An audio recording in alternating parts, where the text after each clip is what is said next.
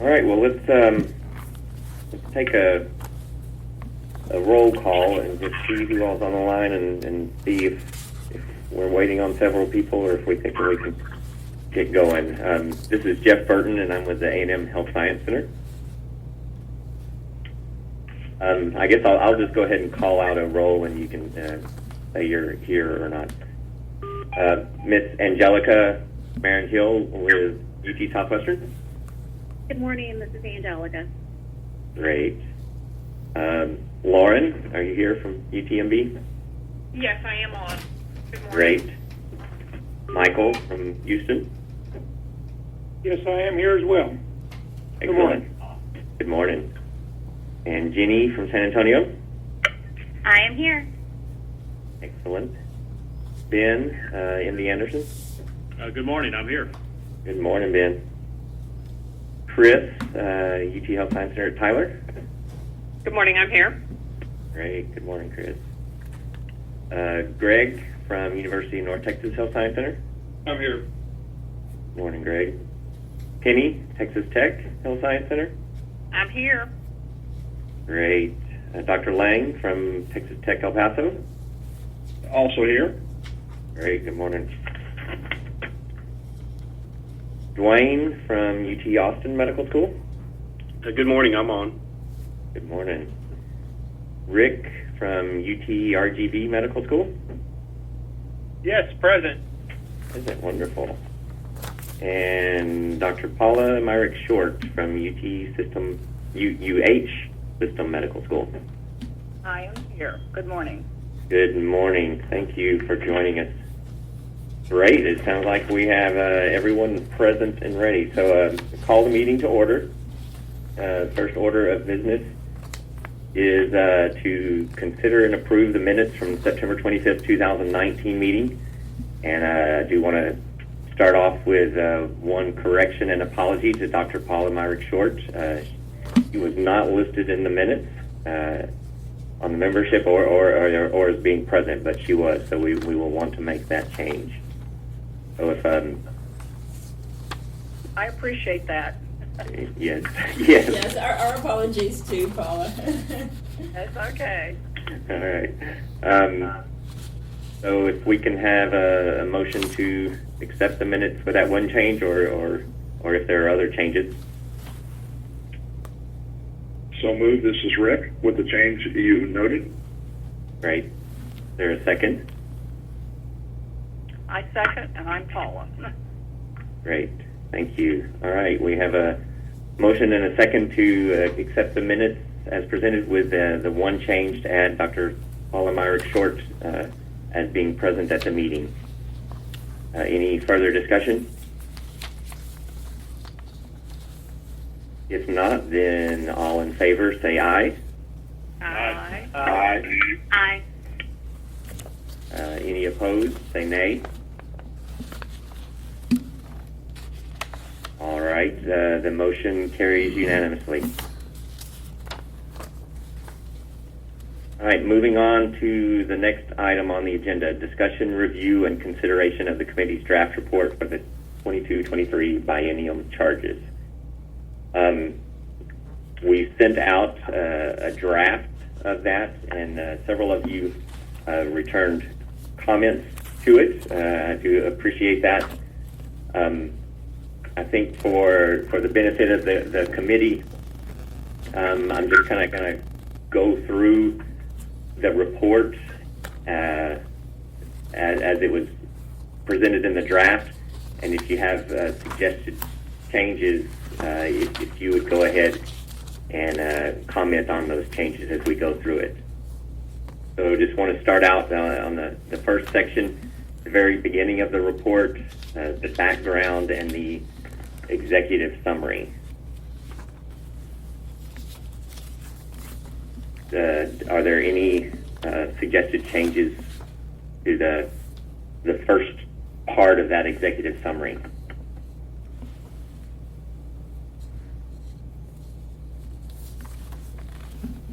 All right. UT Health Science Center. Jeff, Mike Tremonti here.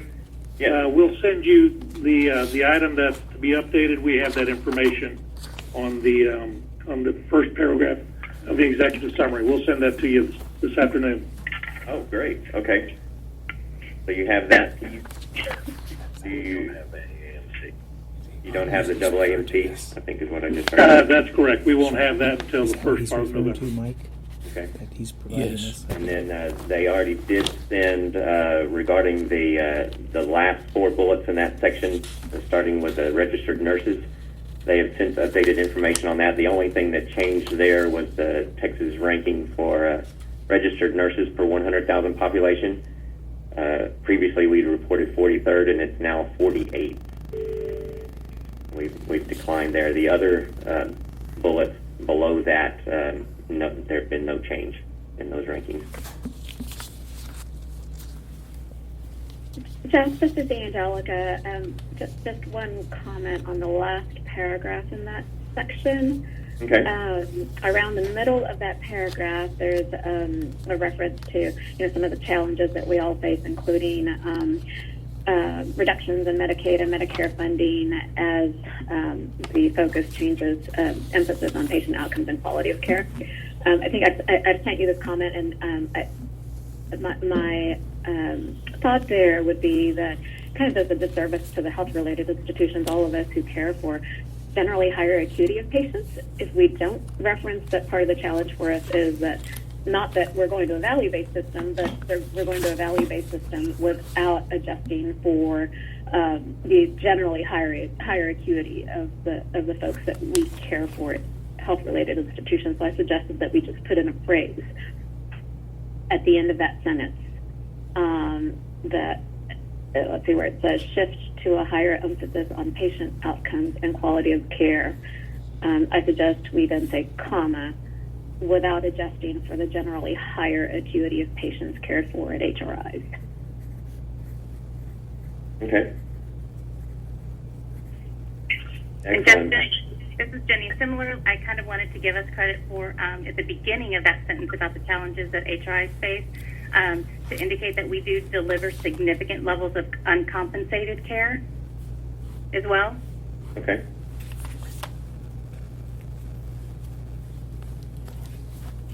So,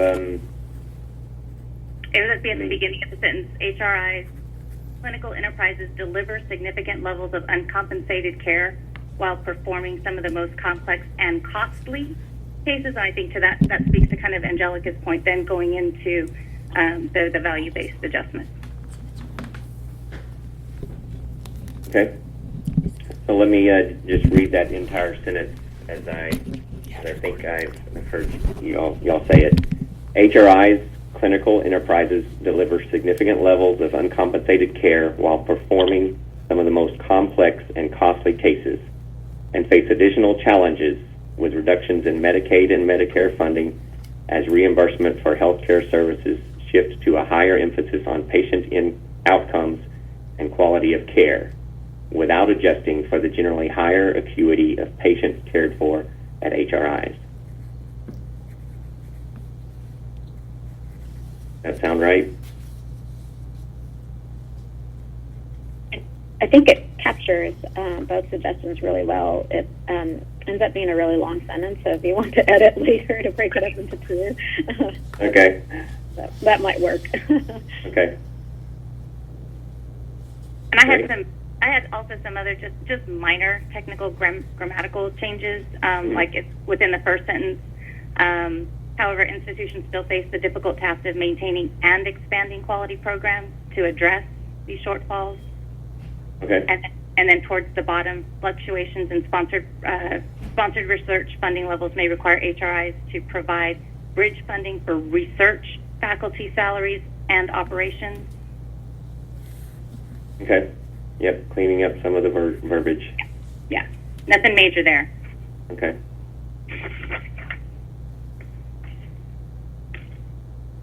All right. Any other comments related to that paragraph? Okay. I'm thinking, and correct me if I'm wrong, Ed, that on these just grammatical changes, there's no motion or anything needed. No, I don't believe so. Okay. You're going to eventually, when you get through this, have a vote on accepting the draft, so you can just make it contingent upon the verbal changes you've noted. Okay. All right. If there's nothing further in the executive summary section, we'll move on to the charges and committee recommendations. Lauren, one quick thing I was going to point out, on page 1 of the report, going back up where it talks about training, healthcare, workforce, the second sentence in that paragraph where it says, however, these pressures are occurring at a time that critical funding for student space research and residents is declining. Do we want to change declining to be threatened, since funding was actually increased last session?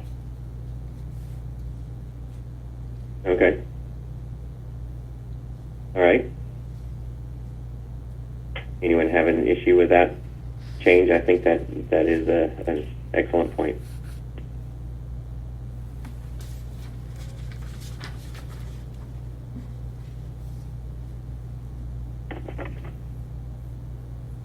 All right. Thank you, Lauren. All right, moving on to the charges and committee recommendations. It was pointed out in some of the information sent to me, and I agree with this, in that first recommendation. It mentions the 5 HRI formulas. Don't know that 5 is relevant anymore, so the suggestion is just to remove that word there. So it is important that the HRI formulas be funded at levels that address the requirements instead of the 5.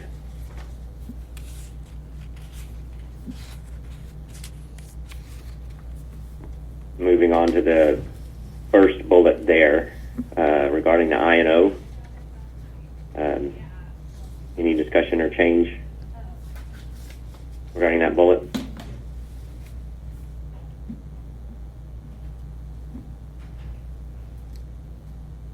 All right. Moving on to the second item, the GME funding. I believe we left the last meeting not fully decided if we were going to use the full CPI adjusted GME cost study rate, which the coordinating board calculated out as $24,879, or if we would cap that at $20,000. So I guess we need to discuss that and I think make a motion to determine which way we want to go. Jeff, this is Rick Lang. First, I'm not sure why we would choose an arbitrary cap of 20,000 when we have a study to point to. But further, what I'd say is that study is almost 15 years old now, and so I'd be surprised if the costs were still, even just for CPI, that low. And I'm not even sure that the CPI is the best way of adjusting it. But I'm not sure why we'd arbitrarily choose 20,000. Okay. Yes, I think we ought to use the amount adjusted for CPI. If it's a 24,000, that's what we use. Okay. Do one of you want to put that into a form of a motion?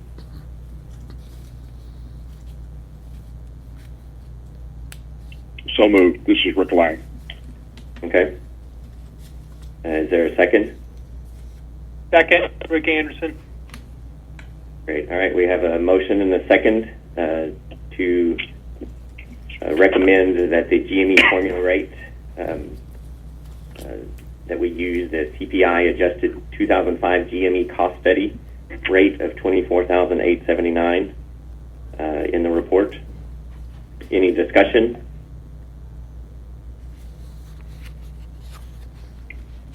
All right. If not, then we'll take a vote. All in favor, say aye. Aye.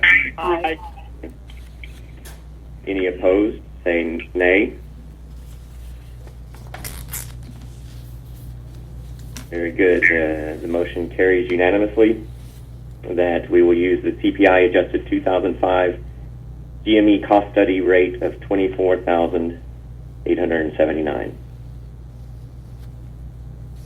All right, moving on to the, there were also some wording changes that were suggested in some of the edits that were sent to me. Do we need to discuss any of the wording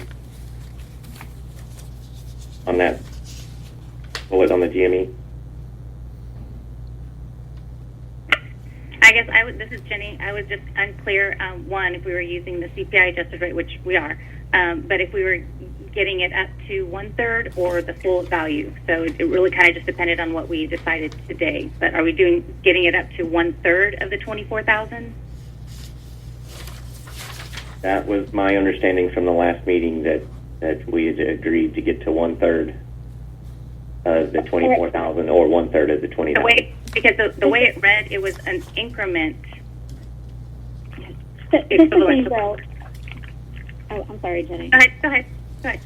This is Angelica. I thought the discussion was to get to 1/3 of the difference between the current rate and whatever we decided the target would be, which now is the inflation-adjusted target. So not 1/3 of 24,000, but 1/3 of 24,000 minus 59.70, the current rate. Yes. That is what I recall as well. Thanks for clarifying that.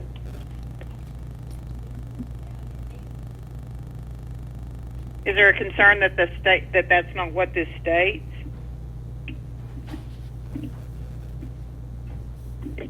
Jenny, is that your concern? Yes, I just wanted to make sure that that's what we were trying to get to, is really just to the 1/3 rate, that we would adjust the current rate to get to the 1/3 rate. Well, No, we're I not think- getting I to think- 1/3. We're getting to the difference. We took the gap, divided it by 3, and added it to the current. Got it. Okay.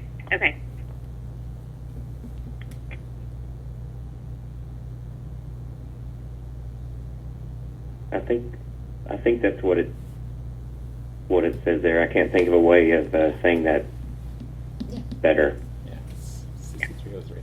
That's fine. Okay. I think we're good there.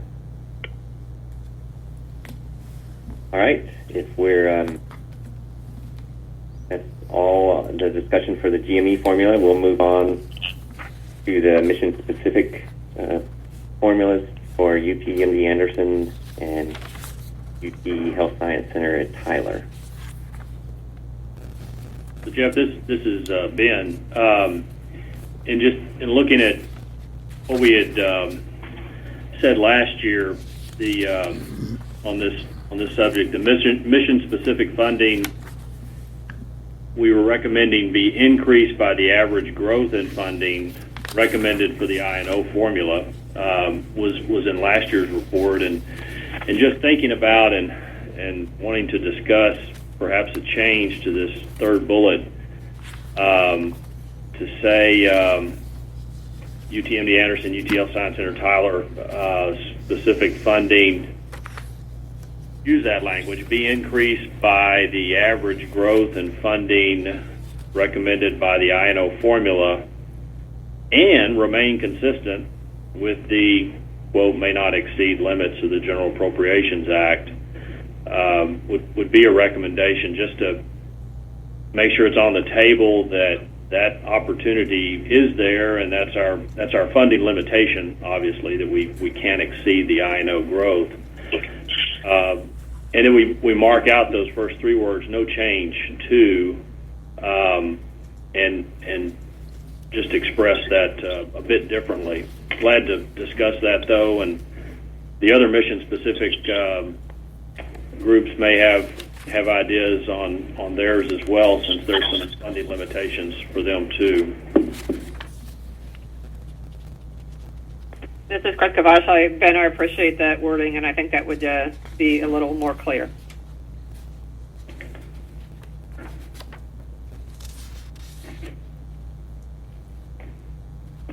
Okay. I think for that kind of a change, we'll probably need to put that into a form of a motion. I'm happy to do so. Okay. And I'll just maybe repeat it to make sure that if there are any questions or discussion, just mark out the no change to at the beginning of that third bullet. And then after the word mission-specific funding, add in be increased by the average growth in funding recommended by the I&O formula and remain consistent with the may not exceed limits of the General Appropriations Act. I hope that sounds right, but I think that's what we were trying to get across last year as well, and that would be my motion. Okay. We have a motion. Do we have a second? Second. This is Kreskavash. All right. We have a motion and a second to adjust the language to the third bullet on the mission specific to be, let's see if I can get this, the University of Texas MD Anderson Cancer Center and the University of Texas Health Science Center at Tyler mission specific funding be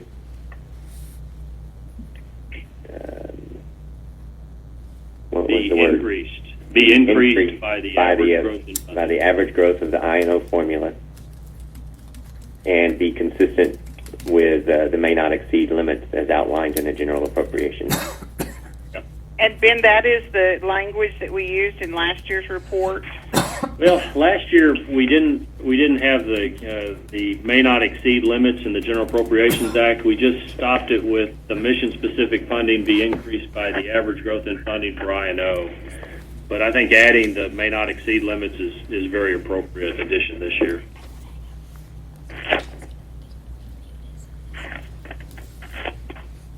Is there a problem? All right. Any more discussion regarding that item? Jeff, before we vote on that, can we kind of discuss the rest of this charge one before we come back and vote on that? Okay.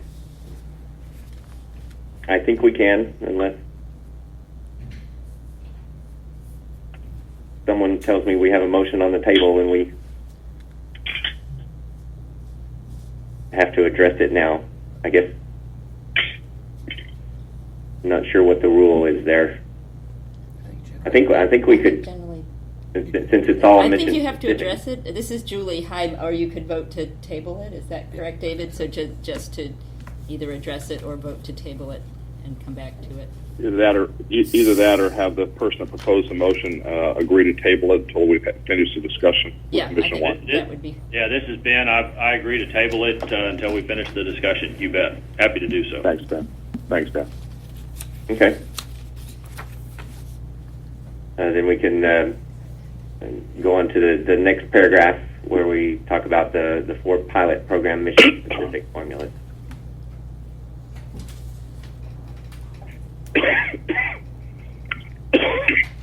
This is Jenny. I had some edits just to add some verbiage to be more specific, to add the actual institutions that are participating in these pilot programs. To additionally, the 4 pilot program mission-specific formulas for the University of Texas Southwestern Medical Center, comma, the University of Texas Medical Branch at Galveston, comma, the University of Texas Health Science Center at Houston, and the University of Texas Health Science Center at San Antonio are set to expire. Add a new sentence. The committee recommends the pilot programs be established as permanent mission-specific formulas as outlined in the GAA, and strike that last part of the sentence that says however. Okay. Would you like to put that in the form of a motion? Are we motioning or are we still discussing? That's a good question. What are we doing? If we're ready for a motion, I'll put that in a motion, but if we're still discussing, I can hold and place that later. Well, I don't have any problems with adding the names of the institutions involved. You know, that is consistent with the bullet beforehand, but we didn't recommend at our last meeting to make those vote for those not to be pilot programs. So we would definitely need to take a vote on that.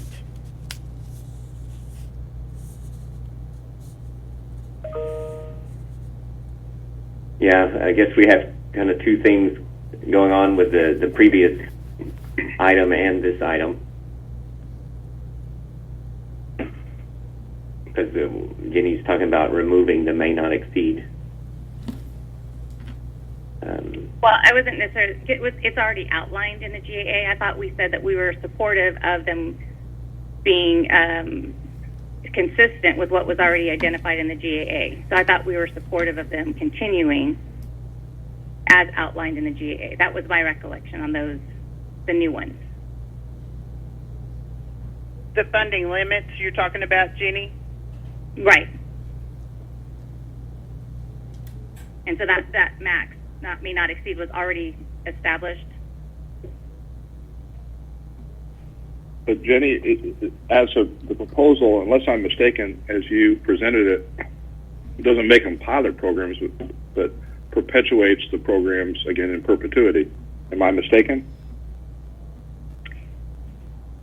I guess in a sense, I took that from last meeting that if we were supportive of how they were outlined, that they were being supported as permanent.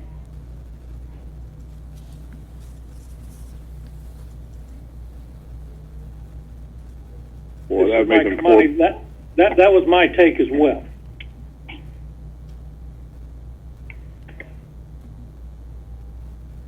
That would make them not 4 pilot programs, but 4 permanent mission-specific programs. Right. That would be, yeah. That would be the statement that I would be adding. The committee recommends the pilot program be established as permanent mission-specific formulas as outlined in the GAA. That's how it is currently. And what that does is it continues to utilize those existing special items that were earmarked for research as the seed funding.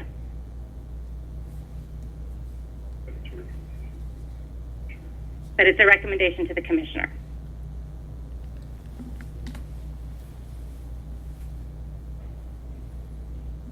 Okay.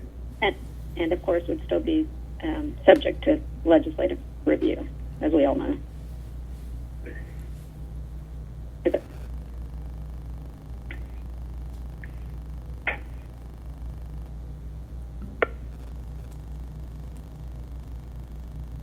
I think to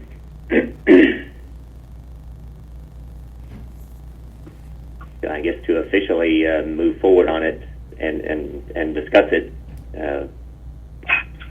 there would need to be a motion and a second.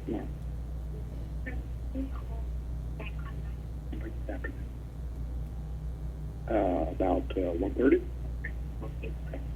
So moved. This is Mike Tremonti.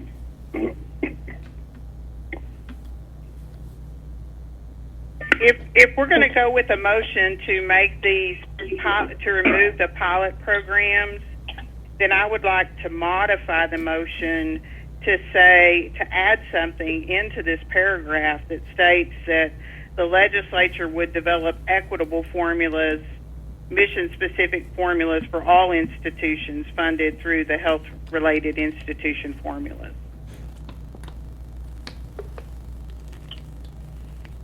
Because, we had the discussion, and Jenny brought it up last time, that this was something that the legislature, at least in their group, had been involved in to try to get us away from non-formula funding.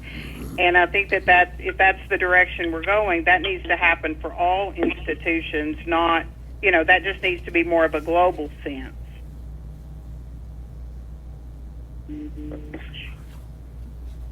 Right. Penny, this is Angelica. I think the ball was, started rolling for the ones that are currently pilots as the institutions brought forward proposals. So, but you're suggesting that the language now would be the recommend to the legislature that they develop these for all institutions, whatever they decide, one size fits all or not, versus institutions going forward with something they think works for them. Just pointing that out because that's tricky territory as well for institutions, depending on what methodologies work for you or not. But I think if this committee is the one that's actually going to vote whether or not to change these from a pilot to not a pilot, then that's a completely different scenario versus the language that's in there right now just says we don't recommend any changes. But when you start asking, when we start considering that the committees say that these are no longer pilot programs and we recommend continuation of these programs, that opens the door for, looking at what is our overall capacity for all institutions. Right. No, understood. My only point would be, if that's the direction we're going in, institutions who don't have pilots currently might consider putting in language, in consultation with the institutions. Just saying that, given experience, you would want to, I think, propose something versus having something proposed to you.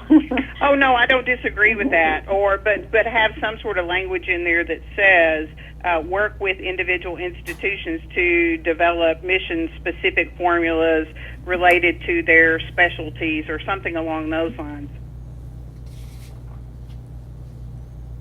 Yeah, this is Rick Lang. I agree with that. I mean, each of the mission-specific formulas are different. They're different for Tyler. It's different for MD Anderson.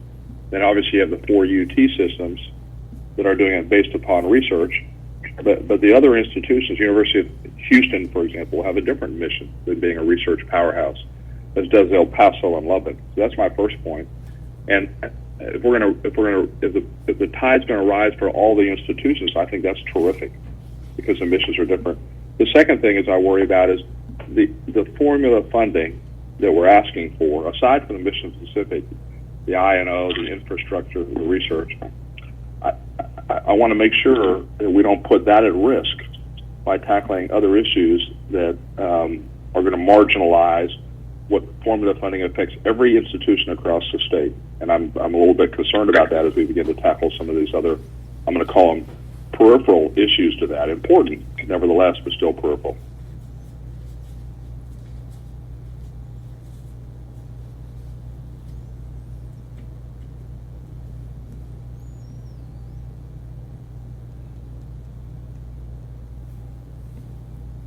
So, Jeff, I think there's a motion on the there was a motion on the table to accept Jenny's language related to the pilot programs and removing the pilot program, and that the committee recommends that these be named as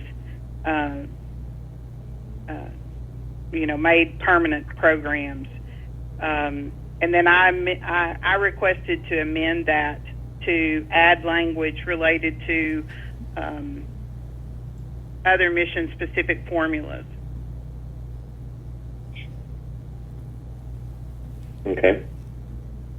This is Angelica again. And so understanding the motion and amendment on the table now, that would be a change in direction, I think, for this committee to make that sort of recommendation on what formulas do or don't get developed in the future. The alternative would be to leave the language somewhat as is and continue with the historic practice of the legislature deciding on these formulas. Correct? That is correct.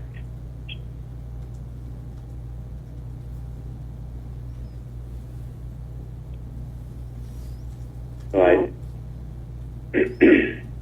So then in that regard, we would be talking about just removing that paragraph entirely and not taking a position and just leaving that for legislative discussions? No, I think we would retain the paragraph as is, maybe with some edits, because it has some consistent language to the permanent mission specifics, which just says the pilot ones may not exceed the limits in the General Appropriations Act, and I think that's an appropriate reference to leave in. So then just make reference to them, but no. No recommendation necessarily. No recommendation. Leave it as a legislative decision, which it historically has been. Well, the recommendation in this one is the same as the recommendation for, as stated with MD Anderson and Tyler, there are no recommendations to the may not exceed limits. Right. It just says, however, if the pilot programs are renewed, Right. then it's consistent with the Tyler and MD Anderson language, but it may not exceed the legislative limits set in the GAA already. But there's that important phrase, if the pilot programs are renewed.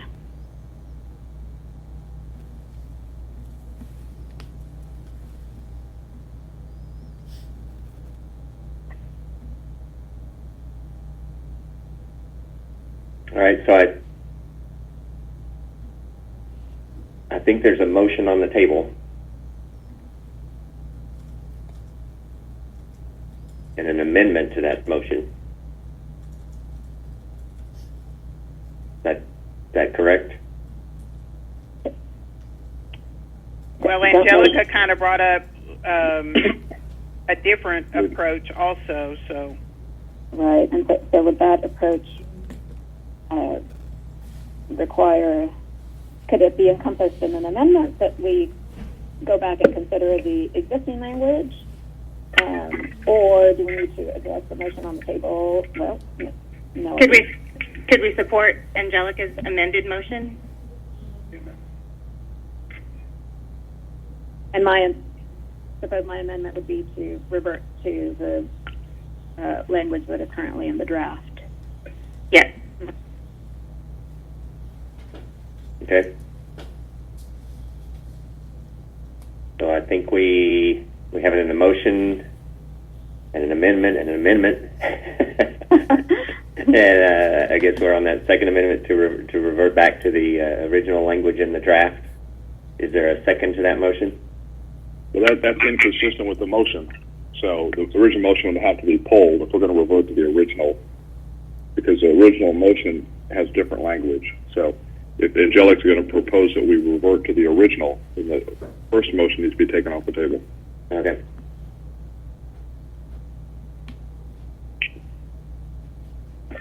Then I withdraw my motion. This is Jenny. And I withdraw the recommended amendment to that motion, if necessary. All right. So, Angelica, as I understand it, you're saying leave the language as is, which won't require a motion or an amendment. Correct. Okay. So I think that any other discussion on the 4 pilot programs? Not, then I think we go back. Can I just clarify, is there any necessity to add the names of the institutions in the pilot program? Could that be the only addition that we add without motion? I think that's Agreed. appropriate. Yeah. Okay. I do. Okay. I do too. Yeah. All right. Got it. Thank you for bringing that back up. That was discussed early on. Very good. All right, now let's go back to the mission-specific formulas for MD Anderson and UT Health Science Center Tyler. Yeah, this has been. I guess I'm still just kind of going back to the just to try to be inclusive of the language we had last year, which to me makes sense. But I'd still like us to consider that change.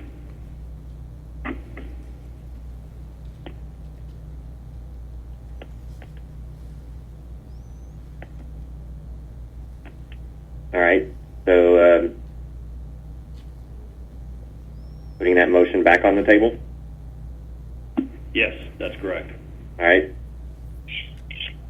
there a second to that? Yes, this is Kreskavaz, second. All right. open it up for discussion. Ben, this is Rick Lang again. I appreciate the amendment and the intent behind it.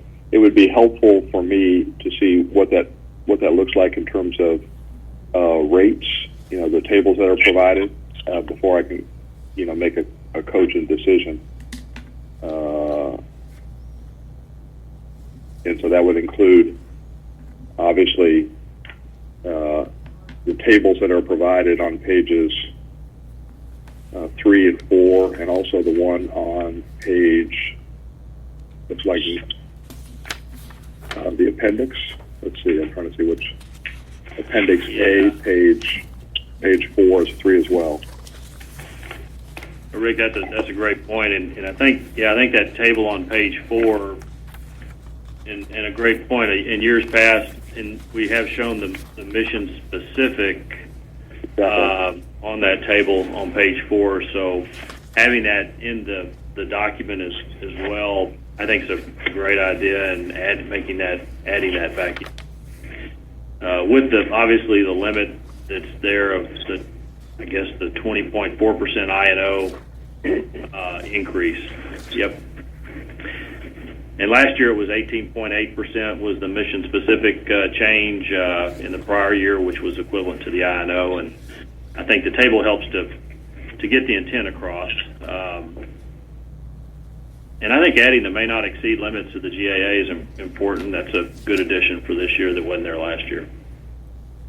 But certainly appreciate that.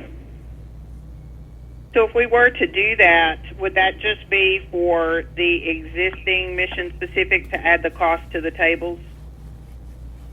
And not the pilots? Yes. I believe so, because those are the only ones that this provision's applicable to. Correct, Ben? That's correct. Yeah.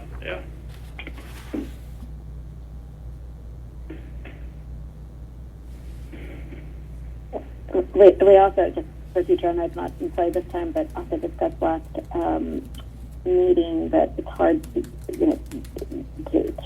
project annual performance at each of the institutions for research. So those would be really difficult tables, I think, to produce for the pilots. Yeah, and I think it's fairly straightforward for Anderson and Tyler to put our numbers in there. It would be tough for the others.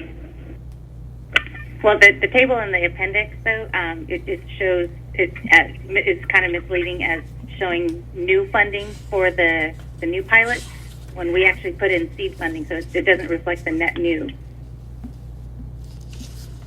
That's right, Jenny. And I think at the first meeting you'd made a motion to try to revise that. Yes, and when we got there, I was going to ask if we could make some reference to showing that for the pilot programs, this is not new funding. It's not all new funding for the pilot programs, and to be able to add a column to just show the net new. Right. Great suggestion. Okay. That is in the charge document, so I'm going to have to defer to coordinating board as to. Well, Jeff, I believe we had in the draft that I'd sent y'all originally, I had broken out all of those numbers for you by the different formulas. So on the mission specific by institution, and I believe it was y'all's choice not to include those in the draft report. So I guess I'm a little unclear on This is in attachment A. Well, no, attachment A is our original charge with the results from the last biennium. It's not the projections for the committee. The projections for the committee, I had forwarded y'all those, and you chose not to use the mission specific part, but I did give you that additional detail.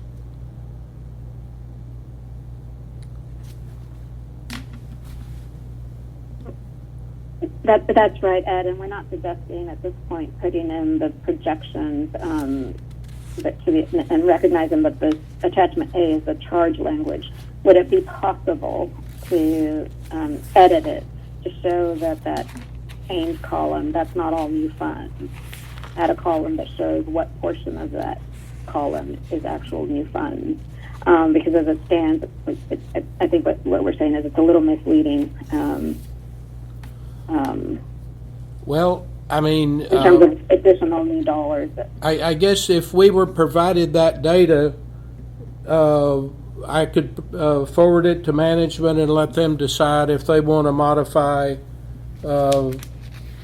what's in the existing document, because we don't necessarily have the numbers to generate that you're asking for. Oh, yeah, we reviewed it at the last meeting. It was in that spreadsheet that you handed out where we were able to kind of look at what the formula calculated, and you showed what the seed money is. So I think what we would just be asking for isn't the projection of what the new formula dollars would get in subsequent biennium, but for the 2021 allocations that were given, appropriated for this current biennium, identifying what the seed dollars, the amount of the seed dollars that we're putting up, and then calculating what the net new. So we do know that. Well, I would recommend, if you're going to, that we leave the existing document in attachment A intact, and y'all include whatever language you want in your draft report.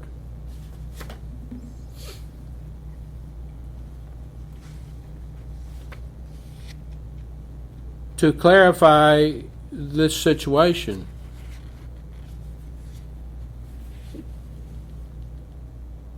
Can we not add it as a footnote to the chart in the appendix? These I think are it's just attachments leave and not it- an appendix, so I consider the, I think maybe this is Julie, I'm sorry, talking about another avenue to bring it in might make more sense if you want to include that information rather than change something that's been finalized. And Well, that makes sense, Ed? I guess, yeah, I mean, we could include another attachment if you'd like to do that. That might be the clearest way to handle it. Yeah.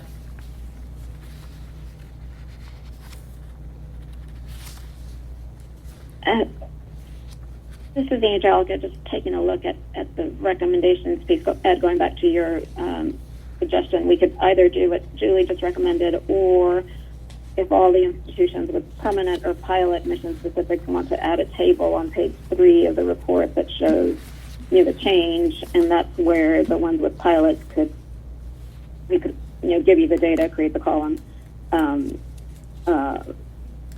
showing what amount of that change is new funding.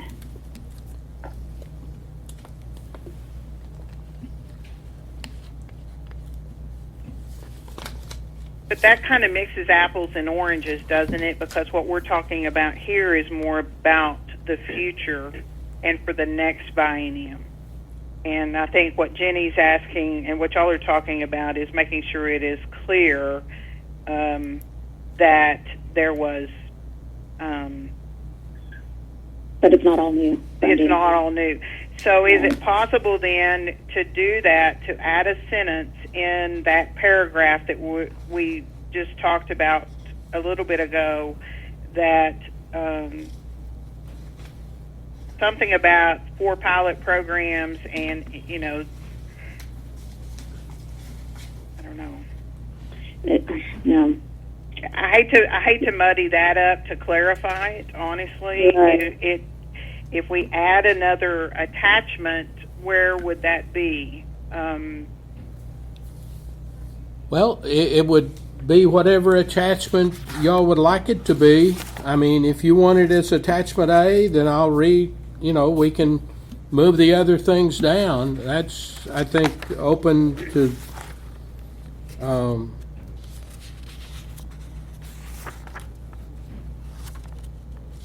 I mean, what you've got is just a draft, and if you want that schedule to be attachment A, it can be attachment A.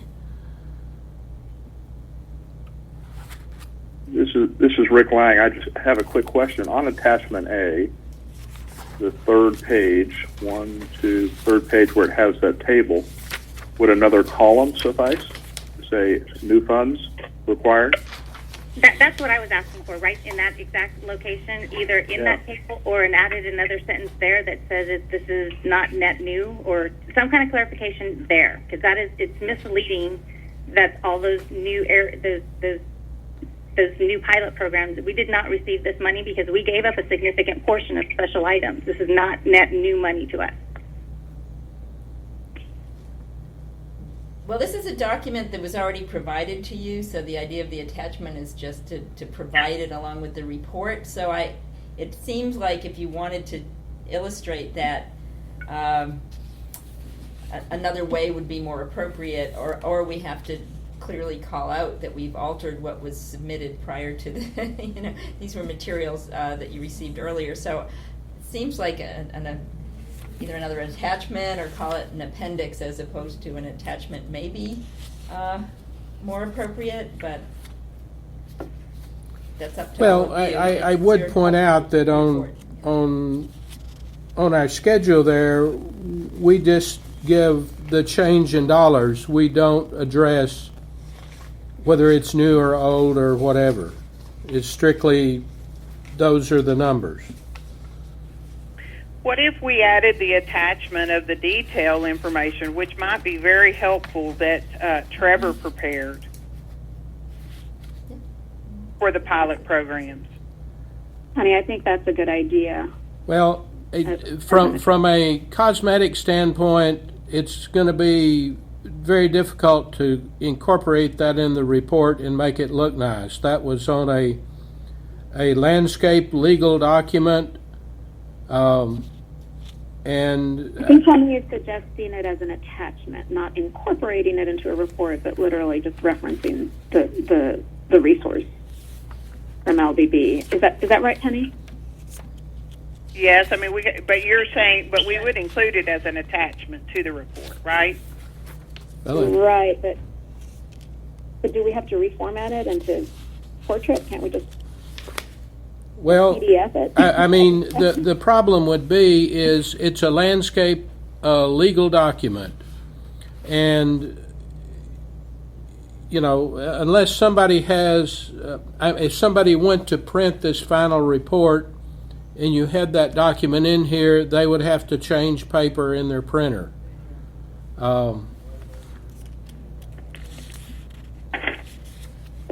Can an excerpt of that be included that would fit into format size, or is that really going to take? It's not designed in that way to work. I think my recommendation would be y'all figure out what you want, make it a separate attachment, so it's a clean document and not a confusing document.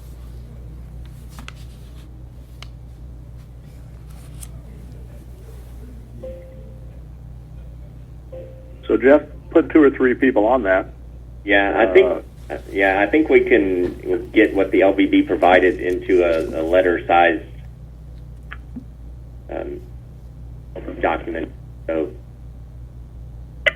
I would be happy, this is Jenny, to put something together in that table format. okay, Jenny, I'd be happy to help with that too. Thank you. Thank you. thank you.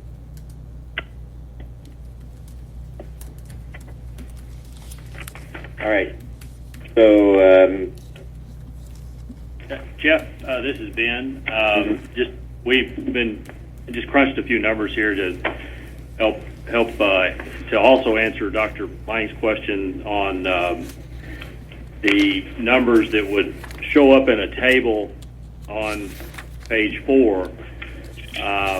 If we presented it as we did last year with the non-pilot mission-specific funding in that table on page 4, showing the 2021, the 22-23 biennium, as well as the change amount for those mission-specific for MD Anderson and UT Tyler.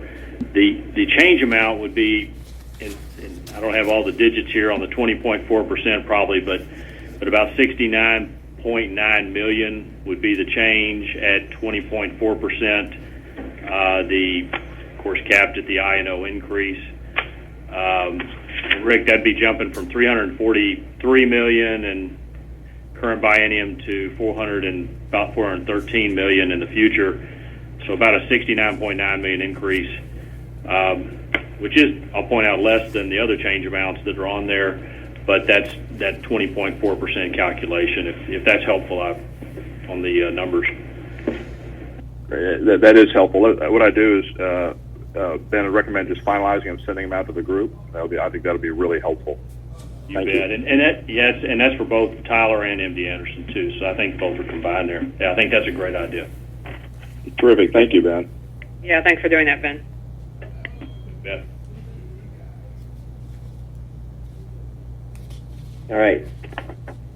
Good discussion. So on the bullet point for the mission specific for MD Anderson and UT Health Science Center Tyler. Ben's made a motion, correct? We've had a motion and a second. We've had discussion. I guess, and the motion, as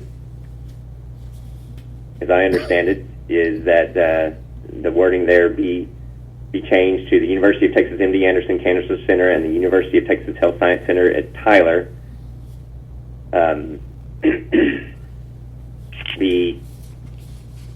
What's the next word there?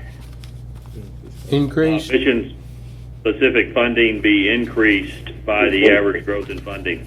By the average growth in funding in the I&O formula, as outlined in the GAA, and that the may not exceed limits, that no change to the may not exceed limits, as outlined in the GAA, and then also adding the dollar amounts to Table 4. That would be our recommendation, yes, sir. Okay. I think we're ready for a vote on that. All in favor, say aye. I'm sorry, Ben? Would you be willing to finalize those things and circulate it out so everybody can take a look at it? Right now we're doing it kind of a back of the envelope and haven't had time to review it, and I would vote nay, but not because I'm opposed to it. Just I want a chance for us and the whole committee to review it. So, Sure. Would you be willing to table that and bring it up at the next committee meeting? Or, it's totally up to you. But without having a chance to sit and review it and the dollars amounts, I would vote nay. But again, not because I'm opposed to it. I just want a chance to review it. It's up to you, Ben. Well, just maybe a question too, and appreciate that, Rick. We'll still vote on the final document. That'll still be a final vote, won't it? To review the entire document, and the committee will vote on the full scope of the document. Is that also an opportunity to review it again? That would be my thought process on that. Is I'll go back and make these adjustments, or we'll go back and make these adjustments, and then put it all back out to the group for one final vote.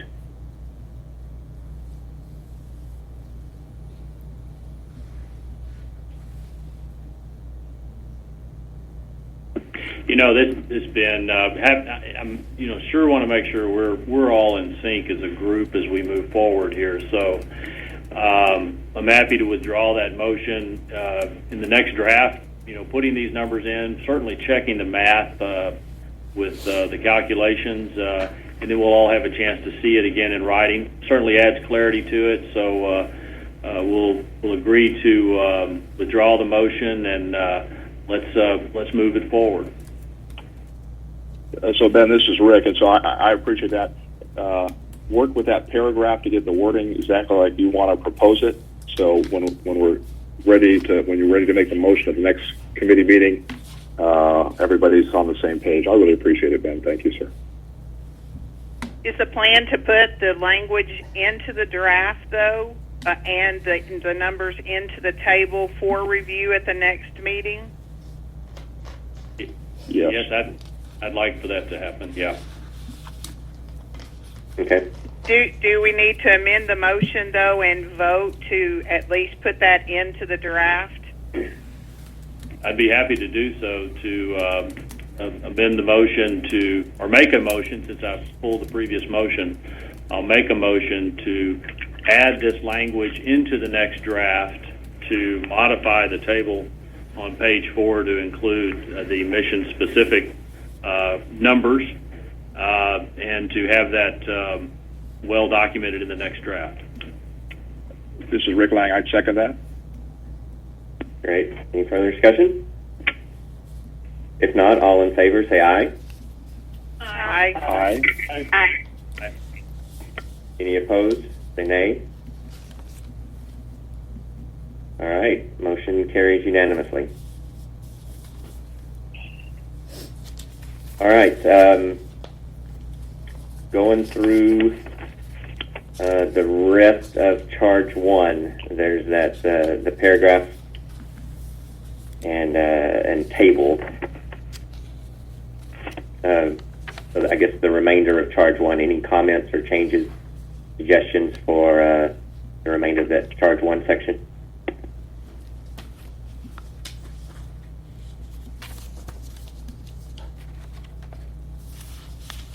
All right. Then we will move forward. Charges 2 and 3, the recommendations were no changes, and I guess I'd like to open it up if there's any discussion or any changes, suggestions to those charges.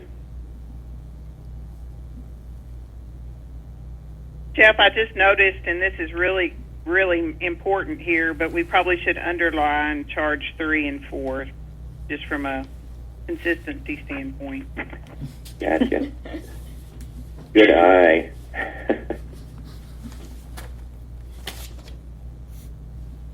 All right. Move on to charge 4, the funding of students pursuing dual degrees. Any comments on the wording of that recommendation? This is Jenny. I didn't really have any qualms with what was said here, but I think I was trying to be a little bit more generic and vague and just allowing the coordinating board to study an appropriate mechanism, and so not be so specific on how that would be calculated for the dual degrees, and then just to bring it up for review for the next base period. Okay. So my proposal is that committee supports the Texas Higher Education Coordinating Board to study and adopt an appropriate mechanism for capturing hours to fund students pursuing dual degrees, receiving credit for unique and separate courses with a different degree. Next base period. This is Ed. If I can interject a comment, this is a fairly technical change on the part of the coordinating board. It would be perhaps one or more somewhat minor programming changes. I don't know that there's any real quote study needed. The recommendation as it's written is y'all are recommending that we count those hours, and we will make the necessary programming changes to count those hours, assuming y'all approve the recommendation and the commissioner and the LBB approve it.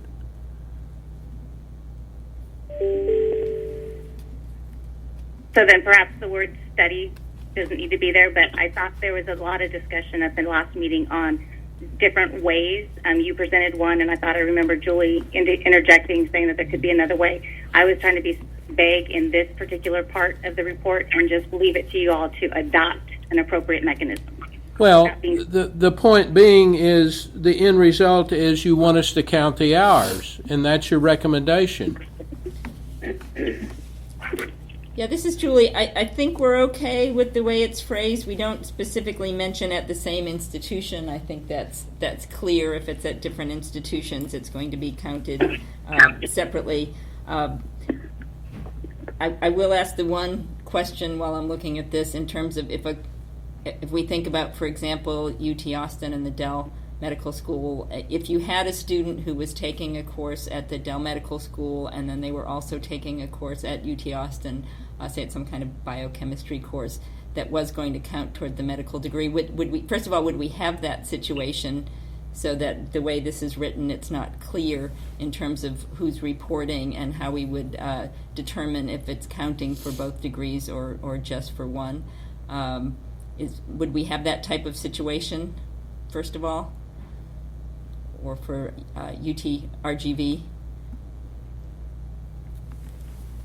I wasn't sure if we would ever have a student who is taking a course at a different institution that was counting towards their medical degree, or at the same institution that reports separately. I know at the oh, go ahead. Yeah, so this is Dwayne Morris. So at Dell Medical School, UT Austin, so we would have students that would be typically in their third year. They may pursue an alternate degree in one of the other schools, and it could be it could be the business school, it could be the engineering school, it could be one of the other schools. But they would be pursuing a degree program in that school. And so those courses would be completely separate, so I don't think this would be an issue. I was thinking if it would be a course that would also apply toward the medical degree, if that would ever be a situation that would occur. No. Okay, so that just happens at the HRI, so I think this language is probably fine then.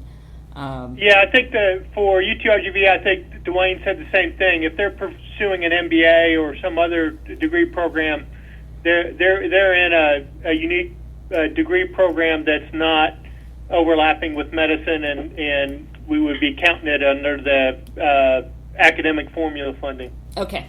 So it's a little different than some of the MD PhDs that are happening at the HRIs. So that was my only comment, that it doesn't specify at the same institution in terms of how the reporting works, but I think that's not going to be a problem, and I think we could determine a mechanism, but this language gives us direction in terms of your intent for the funding. Yes, and I was not trying to restrict what the coordinating board could do or what I was supporting. I was just trying to make it a little bit more flexible, because I know that there were different situations that kept arising in our conversation. Yes. So I'm fine just clarifying within the same institution. Okay, well, we can certainly add that clarifying language if you want. I think that may be helpful down the line if programs change.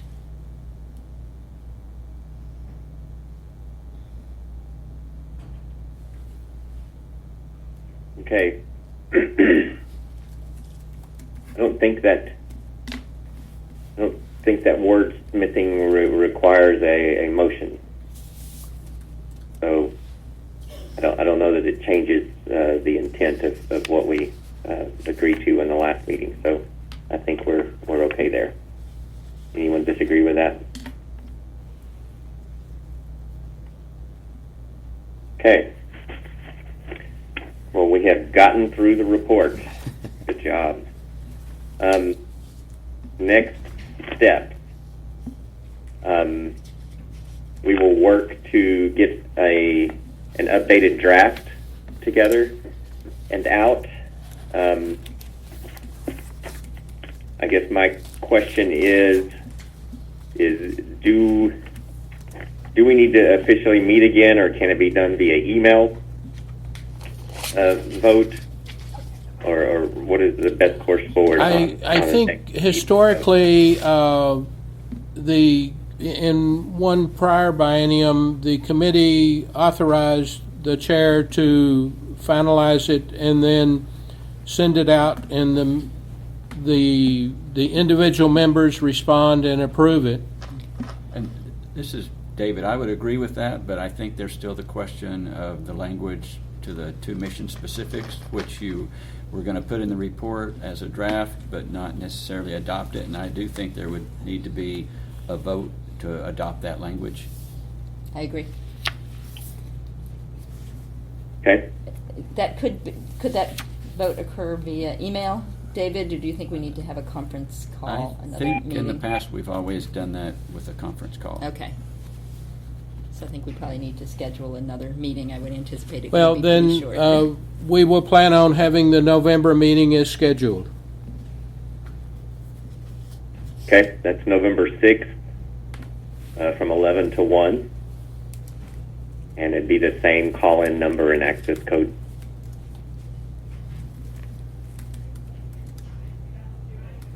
Any further discussion regarding our next steps?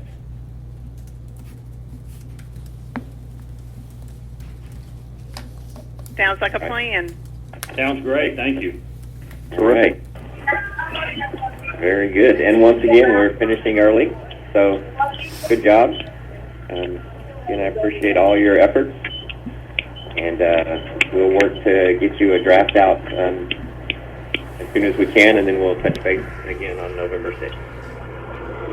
Thank you. Great. Thanks. Thanks, everyone. Bye-bye. Bye-bye.